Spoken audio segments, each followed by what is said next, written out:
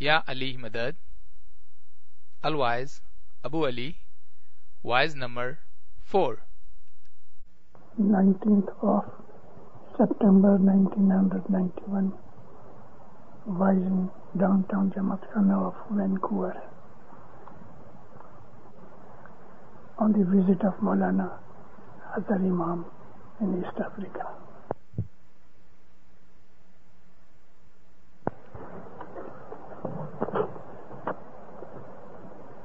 Ya limadha Allahumma salli ala Muhammad al-Mustafa wa ala Muhammad al-Mustafa ila qiyamah. Ji chandon suraj pavan ne pani mara gur samatola na koi ek jiyo ji jire bhai. مولانا حضرت امام پہ صلوات کرو. مولانا صلی اللہ علیہ وسلم. میری آج کی جو آج ہے مولانا حضرت امام کی ایسٹ افریقہ کے اندر جو پدرامنی ہوئی اس کی بابت میں مجھے ریکویسٹ آئی اور میں اس کے اوپر آپ کو روشنی ڈالوں گا. مومنو، اس وقت دنیا کے اندر اسلام کے اندر جو 73 سیکٹس ہیں اس میں ہمارا ایک اکیلا سیکٹ ایسا ہے کہ جو خدا کے دیدار کا طلبگار ہے. دیدار کی دو صفتیں ہیں، ایک تو باطنی دیدار ہے اور ایک ظاہری دیدار ہے. ہمارے دوسرے مسلمان بھائی ظاہری دیدار کو سمجھتے ہی نہیں، کیونکہ ان لوگوں کے اندر اس بات کی کانسیپٹ ہے ہی نہیں. مگر تقریباً 23-24 جو صوفیہ سیکٹس ہیں ان لوگوں کے اندر دیدار کی کانسیپٹ ہے، مگر وہ ظاہری دیدار کو نہیں اتنا سمجھتے، مگر باطنی دیدار کے لیے طلبگار ہیں. اگر ہم اپنا مذہب دیکھیں تو حضرت آدم علیہ السلام سے یہ دیدار کی کانسیپٹ چلی آتی ہے. خدا تعالیٰ نے آدم کو بنایا، اس کو خلق کیا، لیکن بہت سے لوگوں کی اور عام طور پہ ہمارے دوسرے مسلمان بھائیوں کی یہ جو خیالی دنیا ہے کہ خدا تعالیٰ نے مٹی کا ایک پتلا بنایا اور اس میں پھونک مار کے اس کو زندہ کیا. خدا قادر مطلق ہے، سرو شکتیمان ہے، اومنی پوٹنٹ، آل مائٹی ہے. وہ چاہے تو کر سکتا ہے، کوئی بڑائی نہیں. مگر خدا نے اس طرح حضرت آدم کا پتلا مٹی سے بنا کے اور پھر پھونک مار کے اس کو زندہ کیا. یہ ظاہری چیز عقل میں نہیں آتی، کیونکہ خدا تعالیٰ نے فرمان کیا ہے، قرآن پاک اس چیز سے بھرا ہوا ہے کہ خدا نے ہر شے کو اپنی حکمت سے بنایا اور ایوالو کر کے بنایا. ہمارے گنان کے اندر ایک ایسا گنان ہے کہ جس کے اندر یہ کانسیپٹ ہے شبدوں کے حساب سے، لیکن ہمیشہ جو علم ہے اس کے اندر ہمیں جھانکنا چاہیے. اگر ہم اس صدر دین کا یہ گنان کہ چندو سورج پون پانی میرے ستگر گرنل یہ سامنے کوئی چیز نہیں ہے، ہمارا گرسم تولنا کوئی اس کا کوئی وزن نہیں، کوئی حقیقت نہیں، تو اب اس کا یہ مطلب نہیں ہے تولنا کسی چیز کو وزن کرنے کا ہے.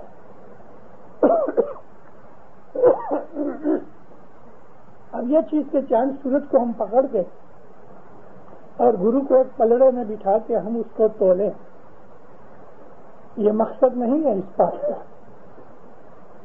یہاں تول کا مطلب ایکویلٹی ہے.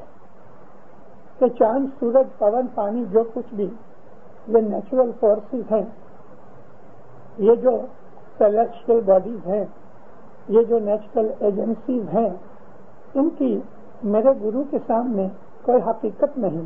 میں ایک چیز اور آپ کو جنانوں کے متعلق بیان کرنا چاہتا ہوں، کیونکہ آپ میں سے ایسے بہت سے بھائی بہن ہیں کہ جو جنان بولتے ہیں، جنان کا شوق ہے. ہمارا گرو کون؟ کہ پیر، یعنی پیر صدر دین، پیر حسن کبیر دین، پیر شمس. ہمارا حضر امام بھی ہمارا 50واں پیر ہے. ہمارا گرو پیر ہے، لیکن حضر امام پیر کا گرو ہے. اس لیے بہت سے جنانوں کے اندر، خصوصی طور پہ پیر صدر دین کے جنانوں کے اندر ایسی بہت سی باتیں آئی ہیں کہ جہاں حضر امام کو پیر نے اپنے گرو کے طور پہ سمبودا ہے. سخی خالق خلقنہار تینے لئی تارے آگی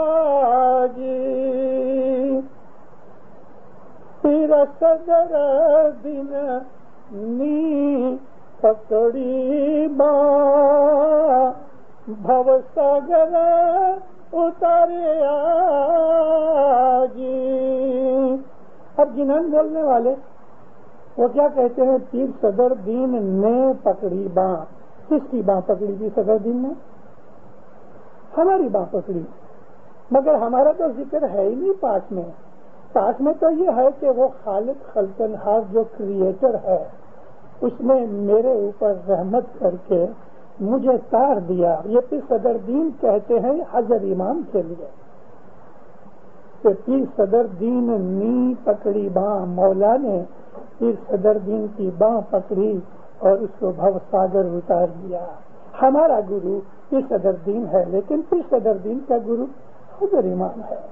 تو یہاں بھی کہ چاند سورج جتنے بھی یہ ہوا پانی نیچرل فورسز ہیں، یہ سب میرے گرو کے سامنے پیر صدر دین کا جنان ہے. فرماتے ہیں کہ میرے مولا کے سامنے ان کی کوئی حقیقت نہیں ہے، وہ سب سے اعلیٰ اور اونچا ہے. حضرت آدم علیہ السلام کو میں یہ خلاصہ کر دوں کہ ہمارا ایک جنان ہے. سرگ بھون تھی ماں کی منگائی، بھائی مچڑی منگائی، سایاں مل کر گھاٹ گھڑایا جیرے. میرا اس دو لیٹی کے ساتھ تعلق ہے. عام ہمارے مسلمان ہمارے لٹریچر کے اندر یہی ہے کہ خدا نے فرشتوں کو حکم کیا جاؤ مٹی لے کے آؤ. تو مٹی لے کے آئے. خدا نے اس میں خمیر اٹھایا. خمیر مطلب یہ ہے کہ اس کو نرم کیا، پانی ڈالا، اس کا ایک پتلا بنایا. کتنے اچھے سائنٹیفک اور عقل میں آوے ایسے طریقے سے ہمارے جنانوں میں پیروں نے ذکر کیا ہوا ہے. سورگ بھون. بھون کہتے ہیں کہ ایسی جگہ کہ جہاں کوئی رہ سکے. یہاں سورگ بھون سے مطلب وہ بھون کہ جس کو مرنے کے بعد ہم سورگ میں جائیں گے.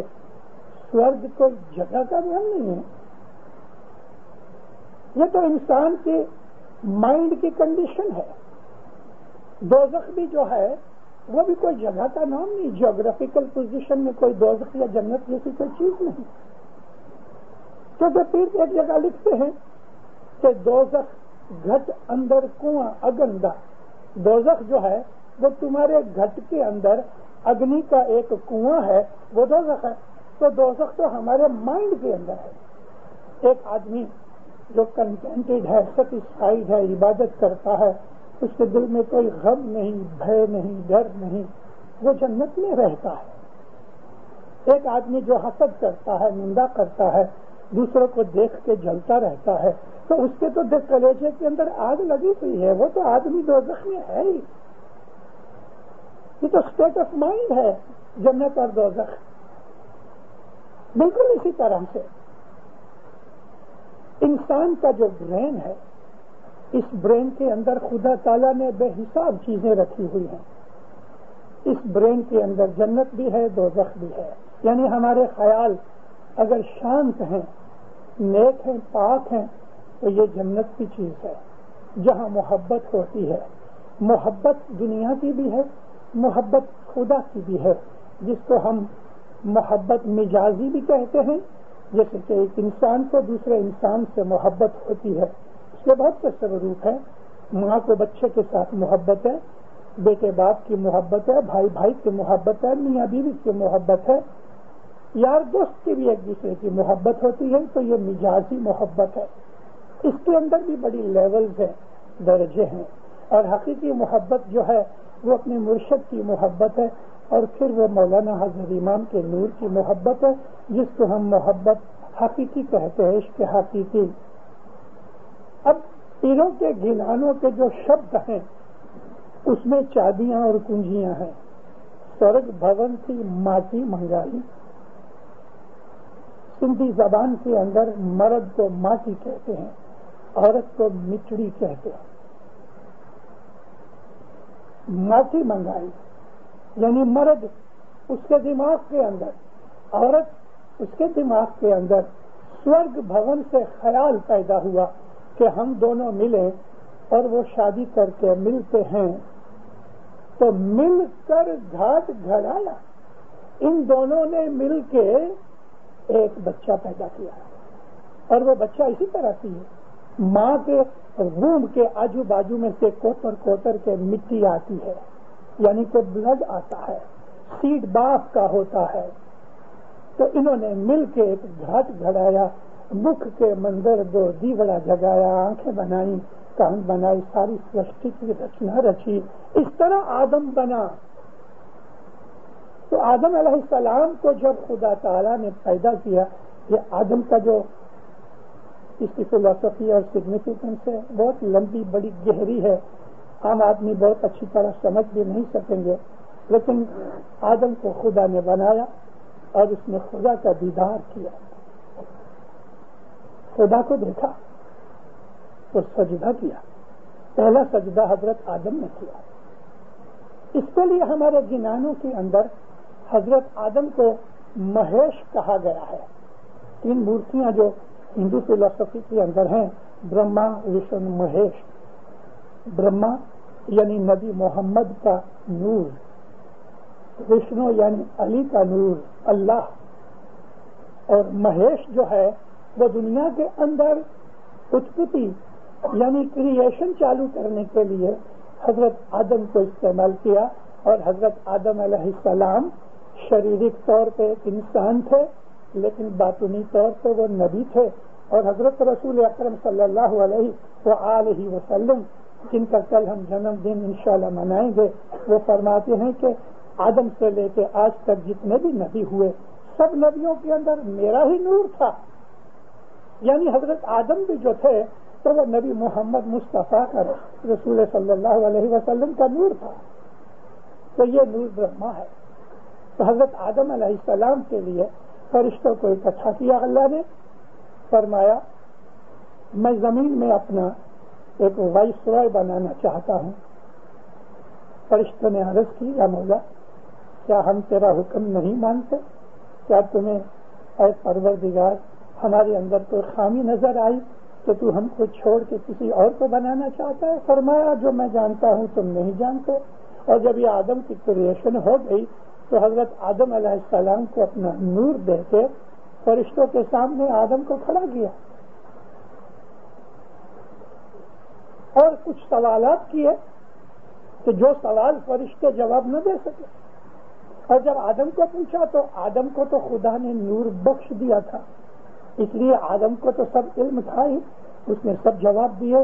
تو اللہ نے فرشتوں کو کہا دیکھا تم نہیں جانتے مگر یہ جانتا ہے، اب تم سب اس کو سجدہ کرو. کیوں کہ یہ تمہارے سے اونچا ہے. اور فرشتوں نے سجدہ کیا. سجدے کا مطلب اپنے آپ کو سونپ دینا، سرنڈر کر دینا، سبمٹ کر دینا. تو حضرت آدم علیہ السلام نے خدا کا دیدار کیا اور ہر نبی اس کے بعد جو آئے ان نبیوں نے خدا کے دیدار کی طلب کی. مولانا امام سلطان محمد شاہ داتار کے ایک فرمان کے اندر ہے کہ ایک دن موسیٰ نبی نے شادی کی، اور شادی کی ان کی بیگم کا نام تھا بی بی صفورہ. تو بی بی صفورہ کو لے کے شادی کے بعد اپنے شہر جا رہے تھے، جنگل میں سے پسار ہوئے، شام ہو گئی. بی بی صفورہ نے کہا کہ آپ تھوڑی سی کہیں سے آگ لاؤ تو میں کھانا تیار کروں. تو حضرت موسیٰ علیہ السلام اس زمانے کے حساب سے ایسے 2 پتھر ڈھونڈتے تھے جن کو چکماک پتھر کہتے ہیں، فائر سٹون بھی کہتے ہیں. ان 2 پتھروں کو رگڑا جائے تو اس کے اندر سے شرارے نکلتے ہیں، یعنی اسپارکس نکلتی ہیں، اور کاٹن یا سوکھے پتے کے رت نزدیک رکھو تو وہ آگ لگ جاتی. تو حضرت موسیٰ علیہ السلام یہ ڈھونڈ رہے تھے تو دور سے ان کو بتی نظر آئی. بتی نظر آئی تو انہوں نے سوچا کہ یہاں کوئی رہتا ہوگا. اس کے قریب جانے لگے. جو نزدیک جاتے گئے موسیٰ نبی کو ایسا فیل ہوا کہ یہ بتی دور ہٹ رہی ہے، نہیں تو اتنا لمبا سفر نہ ہوتا. یہاں تک کہ یہ بتی پہاڑ کے اوپر چلی گئی. آپ اوپر چڑھے اور جب اوپر پہنچے تو بتی غائب ہو گئی. آواز آئی، اے موسیٰ میں تیرا خدا ہوں، میں تجھے نبوت دیتا ہوں. اور اس وقت یہ باتیں کی کہ اللہ کے ساتھ کلام ہوا. لیکن بتی دیکھی، نبی بن گئے، لوگوں کو نصیحت کرتے واعظ کرتے رہے. کسی ایک نے ایک دن سوال کیا، یا نبی بھلا آپ نے خدا کو دیکھا ہے؟ اب جو وہ بتی کی بات کرے کہ جو حقیقتی نور تھا، باطنی نور تھا، جو ظاہر میں بھی تھا باطن میں بھی تھا، تو لوگ اس بات کو قبول نہ کرتے. تو رسول اکرم صلی اللہ علیہ وسلم اپنی حدیثوں میں فرمان کرتے ہیں، اور یہی چیز مولانا سلطان محمد شاہ کے فرمان میں ہے کہ موسیٰ نبی نے کہا کہ میں نے خدا کو نہیں دیکھا. تو آپ خدا کو دیکھو نا، پھر ہم کو بتاؤ. موسیٰ نبی گئے سور پہ جا کے اللہ کو سلام کیا، فرمایا اے موسیٰ آج کیا چاہتے ہو؟ کہا یا خدایا میں تجھے دیکھنا چاہتا ہوں. اللہ فرماتے ہیں اے موسیٰ تو مجھے نہیں دیکھ سکتا. اب دیکھو دیندارو، علم کے اندر بعض ایسی گھاٹیاں آتی ہیں کہ عالم ہوئے تو ہی اس کی وہ گتھی سلجھا سکے، نہیں تو لوگ بلاوے میں پڑ جائیں. حضرت موسیٰ علیہ السلام اولی العزم نبی بھی ہیں رسول بھی ہیں، کیونکہ ان کے اوپر کتاب اتری اور انہوں نے خدا تعالیٰ کو نبوت ملتے وقت دیکھ بھی لیا ہے. اب پھر یہ بات ادھر آتی ہے تو کہتے ہیں اللہ فرماتا ہے کہ تو مجھے نہیں دیکھ سکتا، مطلب کہ تو ظاہری طور پہ مجھے نہیں دیکھ سکتا، کیونکہ یہ حقیقت اپنی امت کو بتانی ہے تاکہ امت کو یہ کہہ سکے کہ میں نے اللہ کو عرض کی تو اللہ نے کہا تو مجھ کو نہیں دیکھ سکتا، کیونکہ ظاہری ہر ایک انسان کی یہ طاقت نہیں کہ وہ خدا کو دیکھ سکے. ہاں اے موسیٰ تو ٹھہر، میں اپنا تھوڑا سا جلوہ یہ پہاڑ کے اوپر ڈالتا ہوں. جلوے کا مطلب، جلوہ کس کو کہتے ہیں؟ ایک بہت ہی خوبصورت عورت ہے، اس نے نقاب پہنا ہوا ہے، ویل پہنی ہے ڈارک کلر کی، یعنی جیسے ہماری بائیاں گھونگھٹ نکالتی تھیں، اور پھر یہ گھونگھٹ کو ذرا سے ایسا اٹھا کے پھینک دے گے تو ایک بجلی سی چمکے، اس کو کہتے ہیں جلوہ. یعنی آنکھ کی پلک جتنا کسی چیز کو دیکھنا یہ جلوہ ہے. اللہ فرمایا کہ اے موسیٰ میں اپنا جلوہ، اپنے نور کا درشن دیدار میں اس پہاڑ کے اوپر کے جس کے اوپر تو کھڑا ہے میں ڈالتا ہوں. اگر یہ پہاڑ اسی طرح سے قائم رہا، یعنی کہ میرے جلوے سے مٹ نہیں گیا، تو تو مجھے دیکھ سکے گا. کہا اچھا. تو اللہ تعالیٰ نے اپنا جلوہ ڈالا. یہ قرآن شریف کے اندر اس کا سارا ذکر ہے. اپنا جلوہ ڈالا یعنی خدا نے اپنا دیدار، اپنا نور جو اس پہاڑ کی طرف منہ کر کے کیا تو پہاڑ سرمے کی طرح سرما سمجھتے؟ وہ کالا پاؤڈر جب ہم آنکھوں میں لگاتے ہیں مسکارا کی طرح، کاجل کی طرح، سرما بن گیا، پاؤڈر بن گیا. یعنی کہ پہاڑ خدا تعالیٰ کے اس نور کے جلوے کو برداشت نہ کر سکا، مٹ گیا. اور موسیٰ نبی بے ہوش ہو گئے. موسیٰ نبی نہیں مٹے کیونکہ ان کے پاس نبوت کا نور تھا. اب انہوں نے یہ واقعہ آ کے جب اپنے مریدوں کو بتایا کہ ظاہر میں خدا تعالیٰ کو نہیں دیکھ سکتے، عبادت کر کے اس کو باطن میں دیکھو. لیکن ایک اور جگہ خدا تعالیٰ نے حضرت موسیٰ علیہ السلام کو جلوہ دکھایا، ظاہر میں دکھایا. یہ تمام لیولز الگ الگ ہیں. وہاں ایک بلوت کا، انگلش میں اس کو اوک کہتے ہیں، اوک کا ایک جھاڑ تھا، ٹری تھا. خدا تعالیٰ فرمایا اے موسیٰ دیکھ میری طرف، تو ادھر ادھر دیکھنے لگے. اللہ فرماتا نہیں یہ درخت کی طرف. تو دیکھا کہ تمام درخت جو تھا وہ آگ میں جل رہا تھا، لیکن کول سے نہیں ہوا، چل کے خاک نہیں ہوا. آگ سارے آگ کا بنا ہوا ایک درخت ہوئے. اس طرح سے یہ اوک ٹری آگ کی طرح جل رہا تھا. موسیٰ علیہ السلام بہت خوش ہوئے، سجدے میں گر گئے. اور پھر جب آنکھ اٹھا کے دیکھی تو درخت اسی کا اسی طرح پڑا تھا. یعنی خدا نے اپنا دیدار موسیٰ علیہ السلام کو ظاہر میں بھی دکھایا تو ایک جھاڑ کے روپ میں دکھایا، مگر دکھایا. میں نے یہ ساری حقیقت آپ کو اس لیے بیان کی ہے کہ حضرت امام کا جو ظاہری دیدار ہے وہ بھی نوری دیدار ہے. نور کا دیدار جو ہم کو باطن میں عبادت میں ملتا ہے وہ اور چیز. وہ تو لاکھوں میں ایک آدھ خوش نصیب ہوتا ہے اور اس لائق ہوتا ہے تو اس کو مولا یہ بخشش دیتا ہے. ہم اس لائق تو نہیں ہیں. آج ہماری بیت الخیال کی عبادت جو ہے بھلائی گئی ہے، بھلائی گئی. ایک بھی ایسا آدمی مشکل سے ملے گا کسی ایک جماعت میں کہ جس آدمی کے دل کے اندر اس نور کا جلوہ ملا ہوئے. ارے ہم تو مرشد کا حکم ماننے کو تیار نہیں. جب تک کہ ہم مرشد کے سامنے سرنڈر نہیں ہو جائیں، کمپلیٹ سبمٹ نہیں ہو جائیں، تب تک ہم کو وہ انت کرم میں دیکھ دیں. مولا آپ کو یہ حکم کرے کہ بیٹھ جاؤ، آپ کہو نہیں میں بیٹھ نہیں سکتا، میں تو کرسی پہ بیٹھوں گا. اچھا تو آپ نے تو نافرمانی کر دی. اگر مولا کہے کہ تم چائے نہ پیو، آپ کہتے ہو میں اس کے بغیر نہیں رہ سکتا. اچھا نہ صحیح.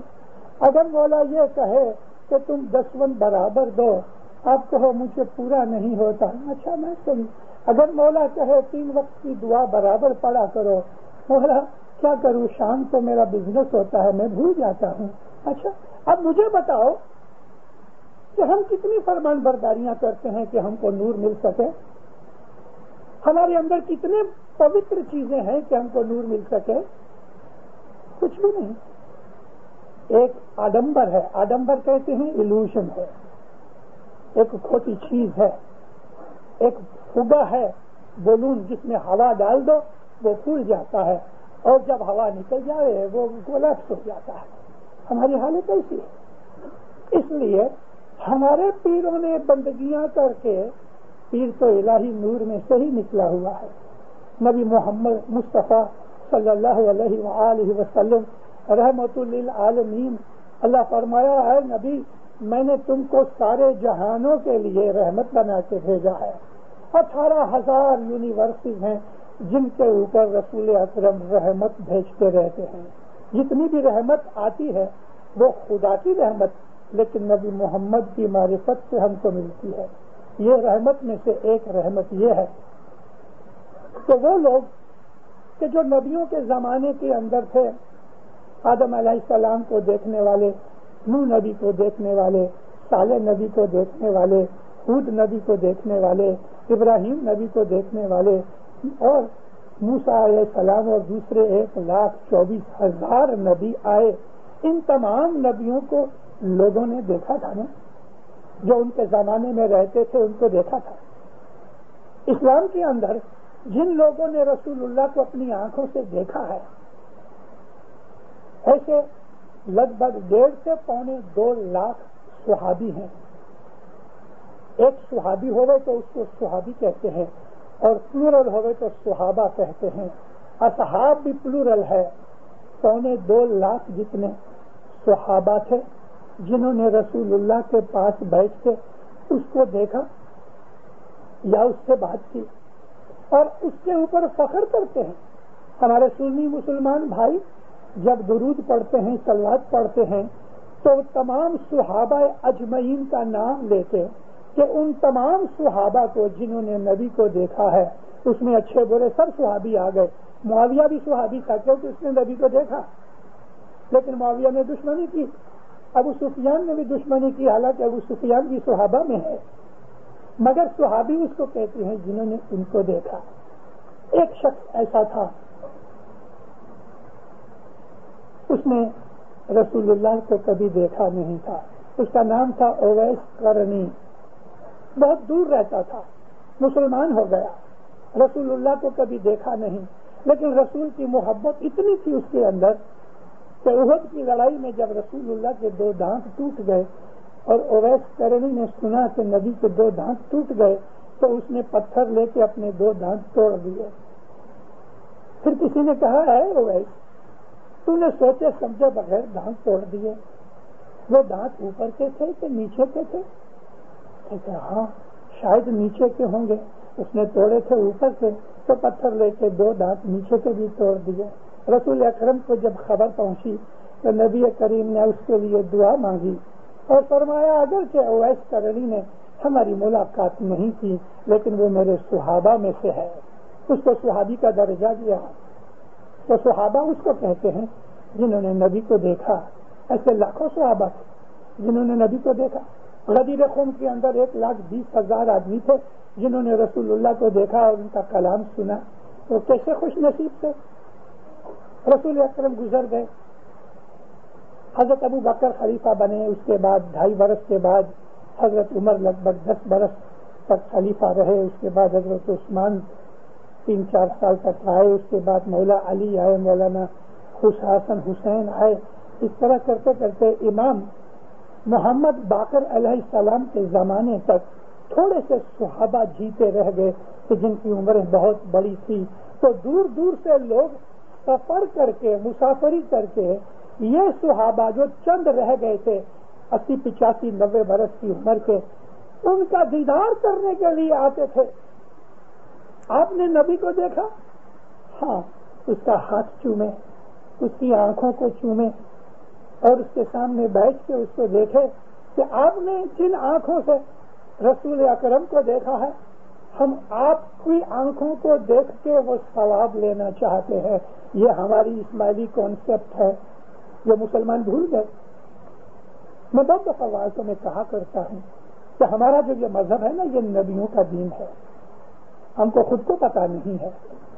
ہمارے مذہب کی یہ ایک پرتھا ہے, یہ یعنی یہ ٹریڈیشن ہے کہ جو آدمی حضرت امام کا دیدار کر کے آتا ہے لوگ اس کو آ کے ملتے ہیں, مبارک دیتے ہیں, اس کی آنکھوں کو دیکھتے ہیں کہ ان آنکھوں نے مولا کا دیدار کیا تو میں ان آنکھوں کو دیدار کر کے میں اس میں سے ثواب حاصل کروں.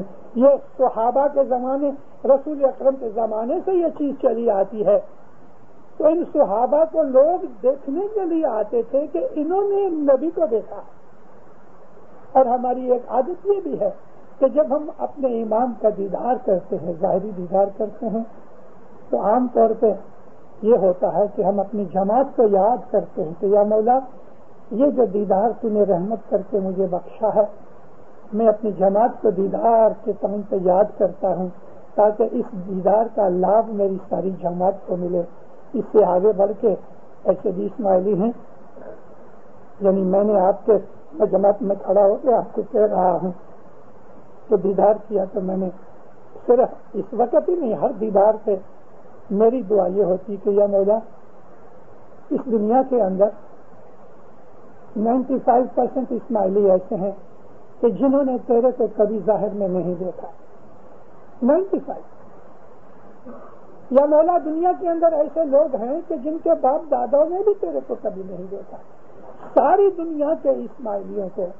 بلکہ میری دعا تو یہ ہے کہ اس وقت جو ماؤں کے پیٹ میں اسماعیلی بچے ہیں ان کو بھی تیرے اس دیدار کا لابھ ملے۔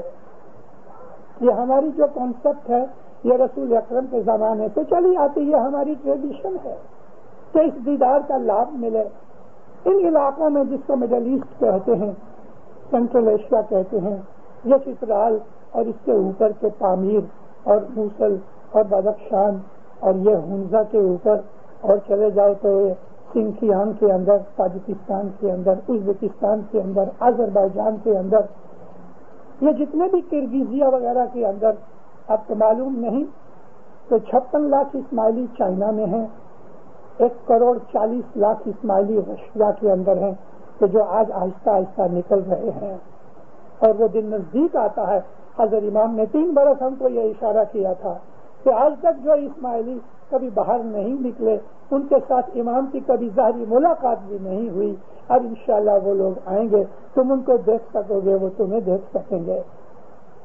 تو ان تمام اسماعیلیوں کو جب ان میں سے کبھی کوئی آدمی ہندوستان میں آیا کرتا تھا، ابھی بھی بعض علاقوں میں حضرت امام کی ارینجمنٹ ہے کہ برس میں 1-2 آدمی ضرور مولا کے پاس مولا کی دورونی فرمان لینے کے لیے جاتے ہیں۔ تو جب جو لوگ اپنی جماعت میں واپس جاتے ہیں، مکھی کمڑیا ساری جماعت کے بڑے لوگ ان کو گاؤں کے باہر تک لینے جاتے ہیں، کیونکہ امام کا دیدار کر کے آیا ہے، امام کا تعلیقہ لے کے آیا ہے، تو اس کا ہاتھ چومتے اس کی آنکھوں کو دیکھتے ہیں۔ ظاہری دیدار وہ بھی ایک بہت اعلیٰ درجے کی چیز ہے۔ ہم لوگ بہت خوش نصیب ہیں ہندوستان کے جمپو دیپ کے جو اسماعیلی ہیں کہ جن کو پیشمس کی صدر دین کی رسم کبیر دین کی تاج دین کی سرجو نور وغیرہ نے اسماعیلی مذہب دکھایا، وہ ہمارے باپ دادا تھے۔ بہت خوش نصیب ہیں ہم لوگ۔ ہمیں اس بات کی فیلنگ نہیں، احساس نہیں، ہمیں اس بات کی اپریسیشن نہیں کہ ہم کتنے خوش نصیب ہیں کہ مولانا حضرت امام کا ہم ظاہری دیدار بھی کرتے ہیں۔ نورانی دیدار کی لیاقت تو کوئی رکھتا ہے، لیکن ظاہری دیدار تو بچے بھی کر رہے ہیں۔ یہ پیروں کی دعاؤں بندگیوں کا نتیجہ ہے۔ ظاہری دیدار سے بھی ہمارا جو دل ہے وہ پاک ہوتا ہے۔ حضرت امام جہاں بیٹھا ہوتا ہے اس کے ارد گرد ایک ایسا حیولہ ہوتا ہے، سرکل کی طرح نور کا ایک سرکل ہوتا ہے کہ جس میں روحانیاں اور فرشتے حاضر ہوتے ہیں۔ ہماری آنکھیں اس لائق نہیں ہیں کہ مولانا حضرت امام کے ساتھ آنے والے فرشتوں کو ہم دیکھ سکیں۔ ہماری آنکھیں اس لائق نہیں ہیں کہ جماعت خانوں کے اندر ہر روز آنے والی روحانیوں کو دیکھ سکیں۔ ہم تو ادھر آتے ہیں سر پھوڑنے کے لیے آتے ہیں۔ یہاں میرا مطلب سر پھوڑنے کا یہ ہے کہ ایک پرتھا پڑ گئی ہے، چلو جماعت خانے، لیکن جماعت خانے سینسیبلی آ کے، بالکل سیریسلی آ کے، اس فیلنگ کے ساتھ، حقیقتی سمجھ کے ساتھ کہ یہ جماعت خانہ امام کا گھر ہے۔ آپ کو اس وقت حضرت امام نظر آتا ہے؟ آپ جماعت خانے میں بیٹھے ہو، یہ حضرت امام کا گھر ہے، آپ نے دعائیں 2 پڑھی، مولانا حضرت امام کو دیکھا؟ دعا کے اندر حضرت امام کا دیدار ہوئے، اور یہ تمام جو ہمارے 2 کروڑ جتنے اسماعیلی بھائی جنہوں نے کبھی ظاہر میں 1000 سال ہوا، پیڑھی در پیڑھی 20-20, 25-25 نسلیں نکل گئیں، انہوں نے کبھی مولا کا ظاہری دیدار نہیں کیا، لیکن وہ خود کہتے ہیں کہ مولانا حضرت امام کو دعا کے اندر دیکھتے ہیں۔ جامے بدلتے ہیں جبھی تو ان کے پاس تو تار تپال ٹیلی فون ٹی وی وغیرہ کچھ نہیں، جنگل میں رہتے ہیں، کھیتی کرتے ہیں، ان کے پاس کمیونیکیشن کا کوئی رستہ ہی نہیں، لیکن جب امام اپنا جامہ بدلتا ہے ان لوگوں کو پتہ لگتا ہے کہ اس وقت امام علی شاہ ماباپ نے اپنا جامہ سپار دیا اور سلطان محمد شاہ تخت پہ آ گئے ہیں۔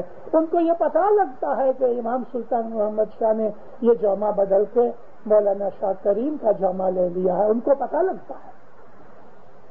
یہ عبادت ہے ان لوگوں کی، یہ ان کی صفائی ہے دل کی۔ ہم لوگ کیا ہیں؟ ہم تو مٹی کی مورتوں کی طرح پڑ رہے ہیں، ہم نے اپنے مذہب کو کبھی جاننے کی کوشش بھی نہیں کی۔ اور ہم اپنے مذہب کو جاننے لینے کے لیے تیار بھی نہیں. ہم کو یہ خود نہیں ہے کہ بھلا میرا مذہب کیا ہے. دیدار پھر کہتے ہیں کہ دیدار کیا شاہ علی تنا تینی کایا تے اویچل تھایا. جس نے مولا کا دیدار کیا، یہ ظاہری دیدار کی بات ہے، اس کی کایا اویچل ہو جائے. اویچل کہتے ہیں پرپیچول، جو مرے نہیں. ارے تو کیا یہ کایا نہیں مرے گی؟ میں نے آپ کو کہا کہ جنانوں کے اندر بڑے بڑے بھید ہیں.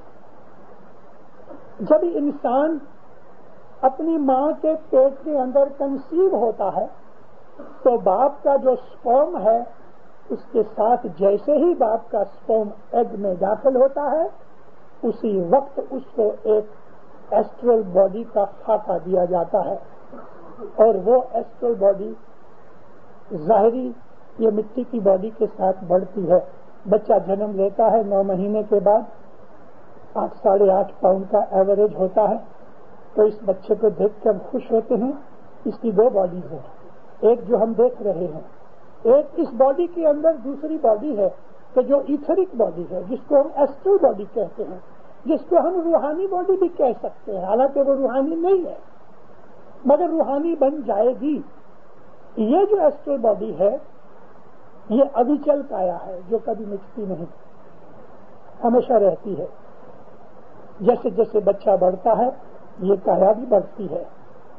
20-25-30 تو نہیں لیکن 20-25 کے اندر جب اس لڑکے کا جو قد ہوتا ہے جتنا بڑھنا ہوتا ہے وہ بڑھ جاتا ہے.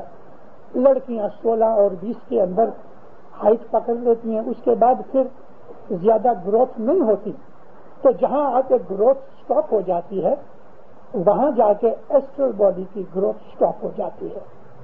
پھر یہ باڈی آہستہ آہستہ جوانی میں سے نکل کے مڈل ایج میں اور پھر بوڑھی ہو جاتی ہے، مگر وہ ایسٹرل باڈی جوانت رہتی ہے. جب انسان گزر جاتا ہے تو یہ باڈی مٹی میں چلی جاتی ہے کیونکہ ناپاک ہے. اس باڈی کے اندر گند بھرا ہوا ہے، یہ جنت میں جانے کے لائق نہیں. یہ تو جلا دیتے ہیں یا مٹی میں کیڑے کھا جاتے ہیں یا پانی میں پھینک دو تو جانور مچھلیاں کھا جاتی ہیں، مگر وہ ایسٹرل باڈی مرنے کے بعد جنت میں جاتی ہے. وہ اویچل کایا ہے. اب وہ جنت میں جاوے یا دوزخ میں جاوے وہ ہمارے اعمال کے اوپر ہے.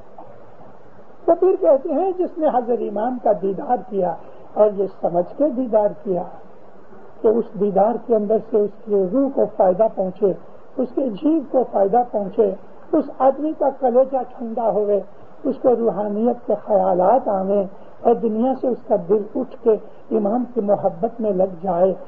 یہ ہے دیدار، ظاہری دیدار. ارے دیندارو، مولانا حضرت امام جب کبھی حمزہ جاتے ہیں، صاحب نے 3 مسافریاں کی. یہ حمزہ، یہ چترال اور یہ بدخشان کے جو لوگ جب مولا کو دیکھتے ہیں نا تو ایک دفعہ ایسا دیکھ کے آنکھیں بند کر لیتے ہیں. آنکھیں بند کرنے کا وجہ صاحب کو سامنے بیٹھا، آنکھیں تو بند کرتے ہیں، ہم تو ٹک ٹک صاحب کو دیکھتے رہتے ہیں. مگر یہ لوگ صاحب جب آ کے بیٹھتا ہے ایسا صاحب کو دیکھتے ہیں، آنکھیں بند کر لیتے ہیں. ان کو پوچھا گیا بھائی تم کیوں ایسا کرتے ہو؟ کہتا ہے کہ وہ جو جلوہ میں نے لیا وہ میں اپنے اندر ہضم کرنا چاہتا ہوں. کہ وہ آنکھیں نہیں کھولتے، بیٹھے ہوتے ہیں سر جھکا کے اور اسی جلوے کو دیکھتے ہیں. آپ کوئی بہت بڑی تیز لائٹ ہوگی، ٹارچ، سورج، اس یا موٹر کی لائٹ ہے، آپ اس کو دیکھ کے آنکھیں بند کرو تو کتنی دیر تک وہ لائٹ آپ کی آنکھوں کے اندر رہتی ہے پتہ؟ آپ کے برین کے اسکرین کے اوپر جو سائٹ کا اسکرین ہے وہ چند سیکنڈ تک رہتی ہے. امام کا جو جلوہ ہے جو دیکھنے والے ہیں جب وہ صاحب کا دیدار کر کے آنکھیں بند کر لیتے ہیں تو کہتے ہیں ہم اس جلوے کو ہضم کرتے ہیں، اپنے اندر سمو لیتے ہیں، اس کا ایفیکٹ ہوتا ہے. جو لوگ تھوڑا سا فزکس پڑھے ہوئے ہیں، جو سائنس جانتے ہیں، ان کو پتا ہے کہ سائنس آف وائبریشن کیا ہے. وائبریشن نظر نہیں آتی لیکن بعض دفعہ فیل ہوتی ہیں کانوں کی معرفت سے. یہ جب پاپ میوزک ہوتا ہے اس کے اندر ایک نوٹیشن ایسی خراب ہے کہ آدمی کے نروس سسٹم کو ڈسٹرب کر دیتی ہے. تمام پاپ سنگر پاپ میوزک میں بھاگ لینے والے تھوڑے برسوں کے اندر بہرے ہو جاتے ہیں کیونکہ وائبریشن سے ان کے کان خراب ہو جاتے ہیں. یہ وائبریشن بہت بڑی چیز ہے. وائبریشن سے دیوار توڑ دی جاتی ہے. وائبریشن سے 1 انچ کی تھک 1 انچ تھک اسٹیل کی پلیٹ کو توڑ دیا گیا. اس طرح کٹ گئی کہ جیسے چھری سے ہم پاؤں کاٹتے ہیں، بریڈ کاٹتے ہیں. وائبریشن کیا ہے؟ ویوز ہیں ایئر کی. اس میں اتنی اسپیڈ ہوتی ہے کہ ہم کو آنکھ سے دکھتی نہیں. اگر وہ ہاتھ پہ ڈالے تو ہاتھ میں سے چھید کر کے دوسری طرف نکل جائے. یہ وائبریشن ساری خدا کی جتنی بھی کریشن ہے اس کے اندر موجود ہیں. میں نے یہ بات اس لیے کی کہ ہم ایک دوسرے کو جب دیکھتے ہیں تو ہماری آنکھوں میں اگر غصہ ہے تو سامنے والا فوراً سمجھ جائے گا کہ یہ غصے میں ہے. حالانکہ اس نے کہا نہیں کہ میں غصے میں ہوں، لیکن غصے کی آنکھ اور ہے، پیار کی آنکھ اور ہے. اس طرح سے ایمان کی آنکھ میں سے جو وائبریشنز نکلتی ہیں وہ وائبریشنز جب آپ اپنی آنکھوں میں لے کے دل میں اتارو گے تو اس کا اثر آپ کے دل کے اوپر بہت اچھا ہوگا. ایمان بڑھے گا، ہمت آئے گی، خود اعتمادی یعنی سیلف کانفیڈنس بڑھے گا، ول پاور بڑھے گی، بدیوں کے خیال نکل جائیں گے. دیدار انسان کے انتکرن کو پاک کر دیتا ہے. مولانا حضرت امام وہ الہی نور ہے کہ جو علی کے اندر تھا، اور وہ نبوت کا نور کہ جو نبی محمد میں تھا، کیونکہ شاہ اور پیر دونوں حضرت امام کے اندر ہیں. جس طرح رسول اللہ کو دیکھنے والے صحابی کہلاتے تھے، آج ہم نہایت ہی خوش نصیب ہے کہ مولانا حضرت امام کو ہم دیکھتے ہیں. اور جب یہ دیدار ہوتا ہے تو اس سے ہمارا ایمان بڑھتا ہے. میں نے آپ سب جماعت کو، ساری دنیا کی جماعت کو دیدار کرتے وقت یاد کیا، اس کی میں آپ کو مبارک دیتا. دینداروں 11 تاریخ کو مولانا حضرت امام علیہ السلام میں آئے. میں حضرت امام کا دیدار کرتے وقت نیروبی نہیں پہنچ سکا، اس لیے کہ صبح 9 ساڑھے 9 بجے نیروبی میں دیدار تھا، شام کو 5 سوا 5 بجے دار السلام میں تھا. اور صرف ایئر تنزانیہ اور کینیا ایئر ان دونوں کو ہی اجازت ہے ایئر کی سروس چلانے کے لیے، اور چارٹر فلائٹ بھی تھی، مگر جو باہر سے لگ بھگ 10,000 جتنے اسماعیلی باہر سے کینیا میں آئے تھے اور 3,000 جتنے اسماعیلی دار السلام آئے تھے باہر گام سے، انہوں نے سب چارٹر فلائٹس بھی لے لی. مجھے سیٹ نہ مل سکی، اس لیے میں نے یہ طے کیا کہ میں دار السلام 40 برس رہا ہوں، وہاں میرا زیادہ حق ہوتا ہے، تو میں نے نیروبی دیدار نہیں کیا. مگر بعد میں نیروبی گیا ضرور. 11 تاریخ کو مولا لگ بھگ 12:30 بجے کے قریب دار السلام آئے، اور آتے ہی مولانا حضرت امام کو پرائم منسٹر بھی ریسیو کرنے گیا تھا. پرائم منسٹر وائس پریسیڈنٹ بھی ہے. پھر بعد میں مولا کا جو لنچ تھا وہ پرائم منسٹر کے ساتھ تھا، اور بعد میں ملاقات پریسیڈنٹ کے ساتھ تھی. مولانا حضرت امام اس ریسپشن میں کھانا نہیں کھایا، مگر تھوڑی سی بائٹنگ تھی. اور بعد میں ہمارے نیشنل کونسل کے جو پریزیڈنٹ تھے رائی عبدالسلطان ہاشم جمال، اس نے بنگلے کے اندر لنچ تھا، اور اس لنچ کے اندر مولانا حضرت امام ہمارے ساتھ 1 گھنٹہ اور 5 منٹ بیٹھے. ان سے امین محمد بھی ان کے ساتھ تھے.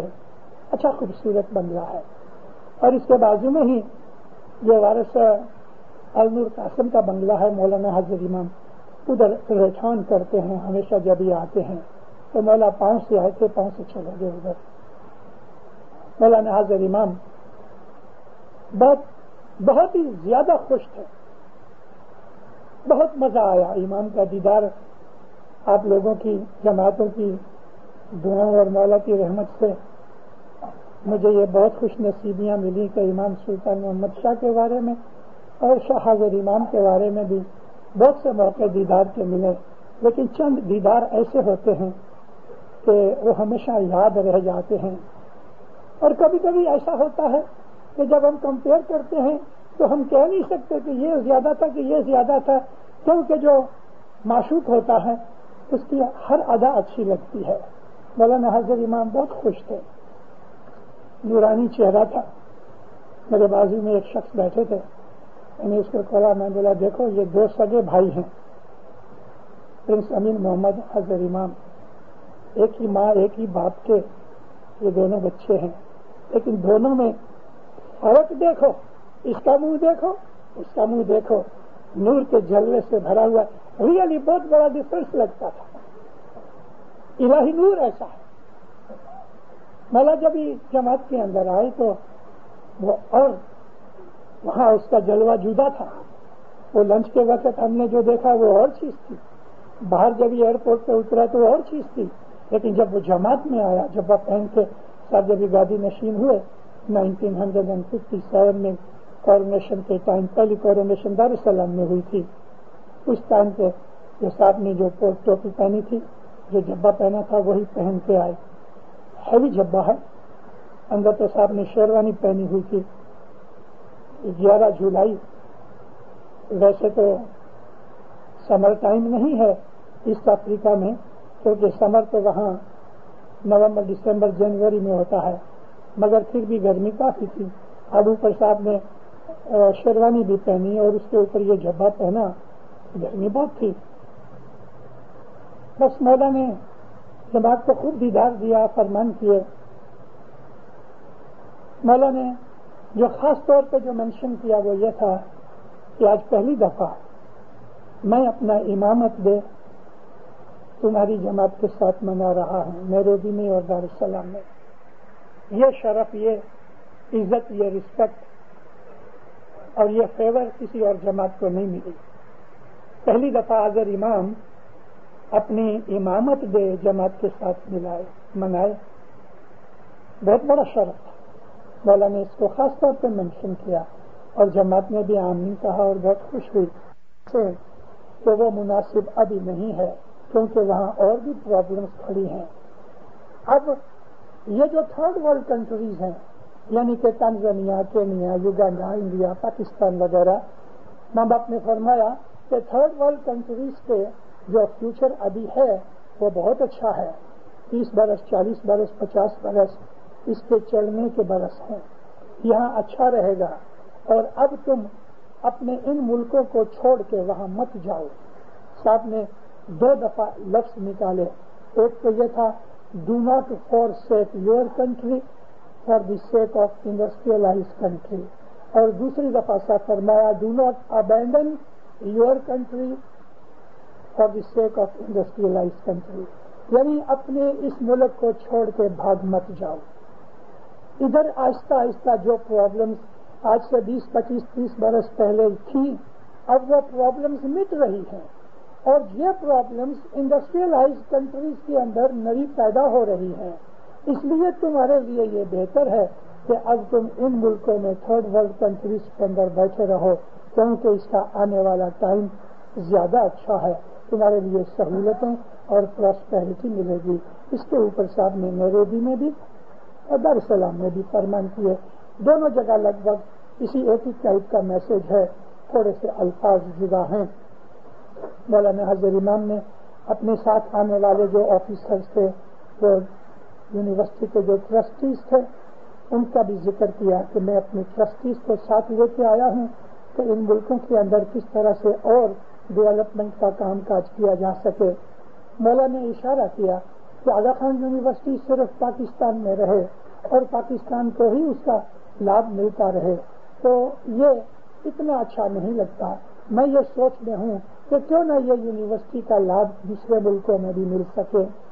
تو اس قسم کے پلان بن رہے ہیں کہ شاید مولا کوئی ایک کالج کھولے کسی جگہ، یا تنزانیہ میں یا کینیا میں یا کسی اور جگہ، کہ جو پاکستان کی آغا خان یونیورسٹی کے ساتھ ایفیلیٹڈ ہوئے تو پڑھا ادھر جاوے، ڈگری ملے آغا خان یونیورسٹی کی۔ اس قسم کی مولا پروگرس کے پلانس بنا رہے ہیں۔ اسی طرح سے مولانا حاضر امام ہیلتھ سینٹرز اور یہ جو دوسرے ہمارے ہاسپٹلز وغیرہ ہیں اس کے بھی پلانس بنا رہے ہیں۔ سوشل سائٹ پہ بھی مولا کچھ پلان بنا رہے ہیں. وہ سب چیزیں آپ کے سامنے کھول کے نہیں کہہ سکتا. جیسے جیسے یہ چیز بنتی جائے گی مولا خود ان کو ظاہر کرتا جائے گا. تو مولانا حاضر امام جماعت کی بھلائی کے لیے اور جماعت کے علاوہ ان ملکوں کی بھلائی کے لیے کہ جن ملکوں میں ہماری جماعت رہتی ہے، تاکہ ان لوگوں کو پتہ لگے کہ اسماعیلیوں کے رہنے کی وجہ سے نامدار آغا خان ہماری اتنی ہیلپ کرتے ہیں، مولانا حاضر امام اس قسم کی اسکیمز بنا رہے ہیں. ہمارا فرض یہ ہے کہ مولانا حضرت امام کی ظاہر بھانے جتنی بھی خدمت اور ہیلپ کر سکے ہم ہیلپ کریں. میں آپ کو نہیں کہہ سکتا کہ یہ بات میں کیوں کہتا ہوں، مگر یہ کہتا ہوں، وجہ نہیں بیان کروں گا.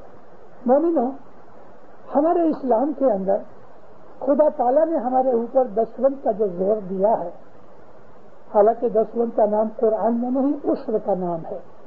عشر یعنی 10%، زکوٰۃ ادھی ٹکا، تو یہ ملا کے 12.5% 8 دسوند ہوتے ہیں. اللہ فرماتا ہے کہ یہ تو اللہ رسول کا حق ہے، مگر تمہاری آوک میں سے دسوند کے علاوہ ایکسٹرا تم اپنے غریب بھائیوں کی اور بہت نیچے پڑے ہوئے دکھ دلدر میں پڑے ہوئے انسانوں کے لیے بھی کچھ مدد کرو. ہمارے اوپر یہ فرض ہے. اگر میں پیسے والا ہوں، کھاتا پیتا ہوں، اور میرا کوئی بھائی بھوکا رہتا ہے، اس کے پاس کپڑے نہیں اور پیٹ بھر کے ملتا نہیں، تو ہے کہ میرے کھانے کے اوپر مجھ کو تو وہ کھانا بھی نہیں اچھا لگے. ادھر ہوتا یہ ہے کہ ہم لوگ ان چیزوں کو سمجھتے نہیں. میری عرض یہ ہے کہ اپنی آمدنی میں سے تھوڑی سی خیرات ضرور کرو، اور یہ خیرات کا سب سے اچھا ایک دروازہ مولا نے کھول دیا ہے، اور وہ ہے آغا خان فاؤنڈیشن. آپ ہر مہینے 2، 4، 5، 10، 20، 25، 50 جتنی آپ کی توفیق ہوئے اتنے ڈالرز جو آپ آغا خان فاؤنڈیشن کو دیتے رہو گے. مولا کے اوپر کوئی احسان نہیں کرو گے، خود کے اوپر احسان ہوئے گا. یہ پیسے $1 دو گے تو یہ دوسری ایجنسیاں اس کے سامنے $1، $2 دے کے یہ $4 سے $5 بن جائیں گے. آپ کا $1 $4، $5 بن جائیں گے. اور یہ چیزیں مولانا حضرت امام تھرڈ ورلڈ کنٹریز کے اندر صرف اسماعیلیوں کے لیے نہیں، سب کے لیے، چاہے وہ کافر ہوئے، چاہے مسلمان ہوئے، چاہے ہندو ہوئے، کوئی بھی ہوئے، سب کے لیے اس کے اندر سے امام ان لوگوں کے لابھ کی چیزیں جیسا کہ ہیلتھ ہے، جیسا کہ ایجوکیشن ہے، جیسا کہ ان کی رہنے کی چیز ہے، کوالٹی آف لائف ہے، ان کے اندر امام یہ خرچ کرتے ہیں. تو یہ خرچ مولانا حضرت امام کے ہاتھ سے ہوگا، یہ تو خوش نصیبی بہت بڑی ہے، اعلیٰ سے اعلیٰ درجے کی چیز ہے. رسول اللہ فرماتے ہیں کہ خدا کا غصہ ٹھنڈا کرنے کے لیے خیرات کرو، صدقہ کرو. ہمارا حضرت امام خیرات نہیں دیتا، لیکن ہم یہ خیرات دوسروں کے لیے دیتے ہیں، اور خیرات کرنے سے بلائیں دور ہوتی ہیں. خیرات کرنے سے بہت سی مشکلیں، آفتیں دفع ہوتی ہیں، آسانیاں پیدا ہو جاتی ہیں، اور انسان خوشحال بنتا ہے. ظاہری دیدار کی میں جو بات کر رہا تھا دینداروں، مولانا حضرت امام کا ظاہری دیدار کرنے سے اس کی آنکھوں میں سے نکلے ہوئے جلوے کی، نور کی جو کرنیں، وہ وائبریشن ہمارے اندر جو آتی ہیں، اس سے ہمارا دل پاک صاف ہوتا ہے، عبادت میں مزہ آتا ہے، ہمارے اعمال اچھے بنتے ہیں، گناہ معاف ہوتے ہیں، بدیاں برائیاں چلی جاتی ہیں، اور ہم کو برکتیں، نوازشیں، رحمتیں ملتی ہیں. مولا آپ کو سکھی آباد کرے، ایمان کی سلامتی دے گا، حقیقتی سمجھ دے گا، آفتیں، بلائیں، مشکلیں، تکلیفیں، بیماریاں دفع دور کرے. مولا جملے جماعت میں، کتب قبیلے میں سکھ، شانتی، محبت، اتفاق، صلاح، سمت دے گئے. مولا آپ کی نیک امیدیں پوری کرے. مولا آپ کو خوشیاں دے گئے، برکتیں دے گئے، آسانیاں دے گئے. مولا آپ کو دین دنیا کے اندر اونچا اٹھاوے، ظاہری دیدار بھی دے گئے، باطنی دیدار بھی دے گئے. سکھی رہو، آباد رہو. ایسے